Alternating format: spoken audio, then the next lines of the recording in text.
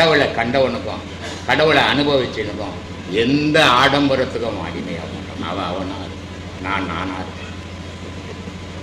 அப்ப நீங்களா இருக்கீங்கன்னு சொல்றீங்க. இருக்கணும் தான் நினைக்கிறேன். கடைசி வரைக்கும் என்ன கூட வதனி கேட்டாங்க, சாமி 7 கோடி பேர் உங்களை கடவுளாக கும்பிட்டுன்னுக்குறாங்க, உங்களுக்கு அந்த புகழை பற்றி மனசில் எதுவும் மாறலையாது. என்னை புகழறாங்கன்னு நான் நினச்சதான் அது எந்த என் மனசில் பூர்வம். நான் சொல்ல வேண்டியது என் கடமையை சொல்லின்னுக்கிறேன். அவன் புகழ்ந்தா எனக்குன்னா புகழ்னா எனக்குன்னா அப்படி நினைக்கும் போது அந்த புகழில் நான் மாட்டிக்கல. ஏன்னா போதை இருக்குது தெரியுமா, அது மதுவில் மட்டும் இல்லை, போதை மங்கையில் இருக்குது, போதை மதுவில் இருக்குது, போதை புகழில் இருக்குது, போதை பணத்தில் இருக்குது. இது எல்லாம் ஒரு விதமான போதைகள். இந்த போதைகள் தலைக்கு ஏறி போச்சுன்னா அவன் மனுஷனாகவே வாழ முடியாது இல்லையா? ஆனால் இந்த போதைகள் எது இருந்தாலும் வெளியவே விட்டுட்டான்னா அவன் மனுஷனாக வாழ்வான். நான் எந்த போதைக்கும் அடிமையாகிறதில்ல, அவன் ஒருத்தனுக்கு தான் அடிமை நான்.